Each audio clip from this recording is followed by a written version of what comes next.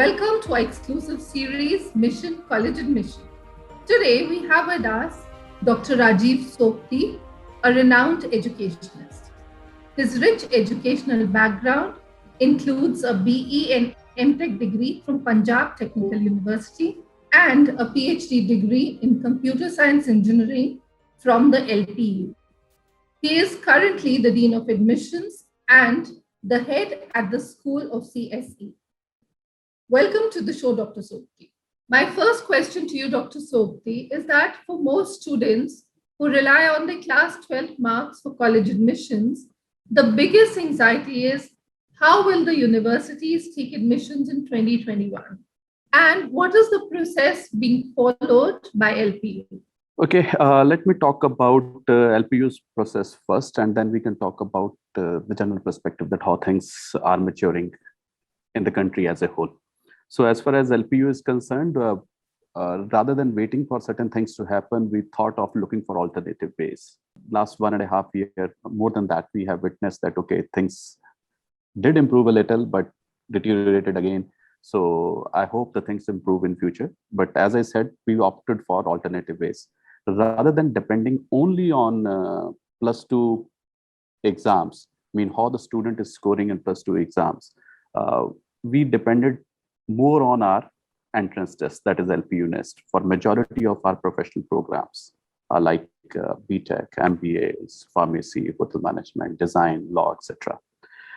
But appearing for LPU NEST or appearing for any entrance test again is a challenge. I mean, student need to move out of his home, go to some test centers and appear for that, and COVID might create challenge again. So we switched to remotely proctored online test. Means student need not to visit any test centers. They will appear for test right from their home. So AI-based software tools help in proctoring. In addition, the staff can proctor or invigilate the students. So that's the thing that we have done. This is going to be for all streams? Yes, that's for all the streams. So in majority of our professional programs, our test act as an eligibility criteria or as an entrance test that student can appear from home. And for a lot of programs, it acts as a scholarship mechanism also. And for that also, student can appear from home. That's the main thing that we did. Secondly, because exams got cancelled, or you can say got delayed, because somehow they have devised mechanism to award marks, but the result has delayed considerably. We used to get results in April. Now, I guess it will take another 10-15 days before the 10+2 exams results are declared. Yeah. So it adds on to anxiety to student, a lot of stress, a lot of pressure. Okay, what will happen? So we started giving importance to previous examinations also. What I mean by previous examination, for example, if student want to know about what kind of fee he will get, what kind of scholarship he can get, rather than giving weightage to +2 marks, we started giving weightage to previous qualification also. I mean, if we are getting into BBAs or BTechs, your performance in 10th can help. If you are getting into MBA or MTechs, your performance previous to your graduation can help. That is +2. When do you intend beginning the admission process at LPU? And when is the academic session likely to start this year? As I told you right in the beginning, that rather than waiting, we look for alternative ways. So we started our admission process right on time. That is somewhere around first week or second week of April. We have already conducted 2 schedules of our admissions. So the 3rd schedule of admission is already going on. And so we hope to complete the whole admission cycle within the stipulated and prescribed time, and hope to start a session in the 2nd or 3rd week of August. We are looking somewhere around. By when do you close the admission process? This phase should stop somewhere around 31st July. And that will be the major phase. And if some seats are left, we will try to fill it in the 1st week of August. And we hope to complete the whole process by 31st July. You already started the process. Once the actual board results are out, will there be any change in these admissions which happen on the basis of your entrance test and the previous year's marks? I don't feel so. Reason being, when students are being admitted, we are looking into his 10th as well as previous marks. So it gives an idea that, okay, what is the probability of him getting the requisite percentage in +2? Okay, and a lot of importance is being given to LPU Nest, our entrance test. So I don't foresee a circumstance where student might score too less in +2 and as a result might fail to satisfy eligibility. And it becomes more probable, the reason being the +2 score this year will have considerable weightage of 10th as well as +1.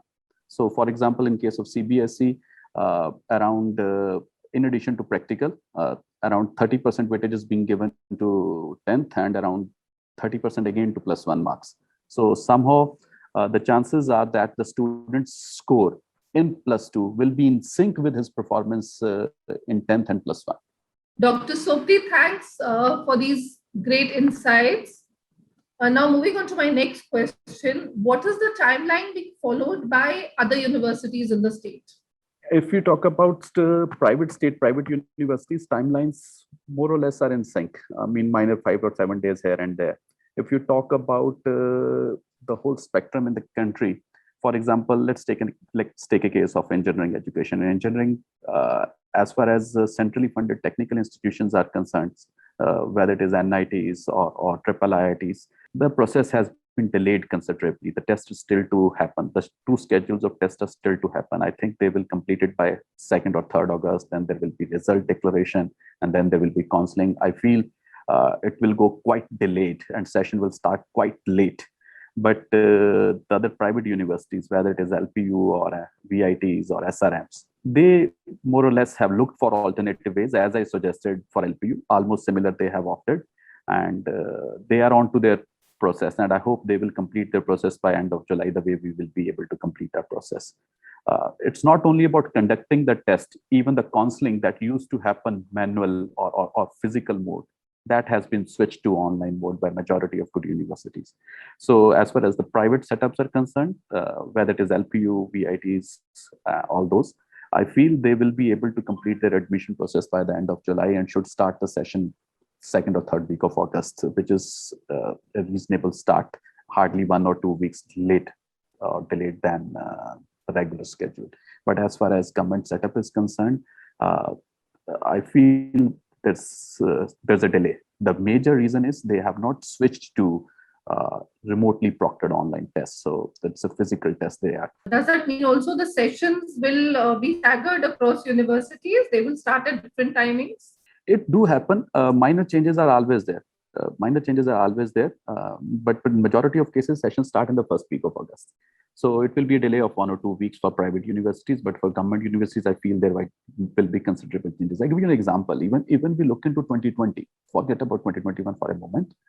Even if we look into 2020, COVID affected badly. So during the first wave, there are certain universities or institutes where their even semester is still going on. I mean, their even semester exams are still to appear, still to happen. And then there will be results and then admission sessions will start. But majority of good private universities, their schedules have already taken place. In our case, we completed our academic session right on time. So we conducted our 1st semester examination somewhere around December end or Jan, started our even semester, that is 2nd semester in Jan mid, and completed our semester somewhere around May beginning. And everything happened on time. The only mantra is, rather than waiting for things to happen, we have to look for alternative ways. COVID will be part of our life one way or other. It will become a normal. We have to accept it. I think that is very, very important. Yeah. So we need to look for alternatives. To reinvent. Yes, we all have to reinvent. What are some of your most popular courses at Lovely Professional University? And are you going to be offering any new courses this year? Engineering and management has always been the popular ones which student eye for. But I've seen a lot of traction for design programs. I mean, the people are going for multimedia design or interior and the product design. So there's a lot of traction for such programs. With this trend has changed in last few years. So design has come into the front picture. In tier 1 and tier 2 cities, people going for that. If you talk about the new programs, we have started a vertical of new programs named as honors programs, in which we have tried to bridge the gap of industry and institute considerably a lot. For example, my BTech honors program in data science and data engineering is being offered in tie-up with Transorg Analytics. So in that case, around 40% courses are being offered by the industry. Industry people are coming and they are teaching. Similarly, there are other programs. For example, there's a program on cybersecurity and blockchain that we are offering in tie-up with CompTIA. So there's a range of programs under the banner of honors program. Then there are certain other additions. For example, boot camps, hackathons, datathons are integral part of the curriculum because those intense training sessions and competitions expose the students to the real life situations as far as that concerned industry is concerned. Okay, so that's one set of programs that we have started in our engineering and management and computer applications and commerce. And for example, in commerce and management, there's an international exposure option also. I mean, student will get an opportunity to go up to some foreign country, Singapore or any other such country for some academic visit. And that's how have affiliations with these universities? Yes, we have tie-up with around 200 universities for various interactions. It might be semester exchange interactions, which are being offered in tie-up with universities. There can be 2+2 or 2+1 sort of interactions. There can be faculty exchange sort of interactions. There can be joint research sort of interactions. So we are working with around 200 universities span world, whether you talk about US, you talk about Canada, Australia, wherever. So the nature of association or the nature of MOU or tie-up might differ, but generally it falls into the category of international transfer, where 2 years students spend here in India and rest of the part in foreign country. So that's the new range of programs we have started. We have nomenclated it as an honors program. And then there's a lot of attraction towards these study abroad program also, 2 years here and 2 years over there. So that's another range of programs. Very interesting, and also your insights on how different people from different regions are opting for various courses. So which is an interesting insight you brought in. Also now looking at the pedagogy in post-COVID times, are the universities hoping to have a complete year at the campus, or some blended model is going to be looked at? Look, what we have witnessed over the last 1 year, okay, it was 360-degree turn from an offline mode to thoroughly online mode. I mean, even the professors of mathematics who hardly might have touched the laptop took initiative and moved to online mode. Online mode means a synchronous way of teaching. I mean, I might be using my mobile or my, web cameras to teach. I doubt there will be fully offline in very near future. I hope should be, but I doubt it will be near future. So the way forward will be blended learning. But one thing that we need to understand is blended learning will require a little bit different, I'll say, skill set or different training compared to what we have done in last 1 year, where we just switched from our classroom to camera, but it was still face-to-face. So in blended learning, perhaps we need to mediate a lot of online tools, whether it is podcast or it is MOOCs or it is LMSs or it is virtual labs into our curriculum, where a lot of knowledge transfer might take place through this online modes even before the class take place, which give an opportunity for that. Yeah. We have in terms of infrastructure, we have done a lot. In terms of training to the faculty, we have done a lot because the approach is going to be changed. Before I touch upon what we have done, let me give an insight on what I feel about blended mode and how it require a change in the philosophy as well as approach. So if I talk about last 1 year, it was just a switching. It was still classroom face-to-face. I mean, rather than in front of classroom, what we were doing was we were in front of camera and trying to have a synchronous learning. When we are talking about blended, there are multiple ways to implement it. But the most suitable one, as per my understanding, will be where a lot of knowledge transfer is going to take place through online mechanisms. Okay, whether it is open educational resources or it is MOOCs or video lectures or podcasts or virtual labs or whatever it is, which might happen even before the class take place, which will give a leverage to the teacher to spend more time on discussions and live interactions in the class. Rather than just passing on the knowledge, it will more be of interactive mechanisms. So teacher need to change from a knowledge provider, you're going to be a coach or a trainer or a mentor. So that change in philosophy will be required. Secondly, because a lot of resources will be online and student will have an option to study on its own. So to be honest, it will shift the mechanism from a top-down approach. When I say top-down approach, I mean teacher is governing what is to be taught and when is to be taught. It will more be a bottoms-up approach where student is deriving the things. And student-teacher interaction is more to facilitate and encourage and motivate and act as a mentor and all this.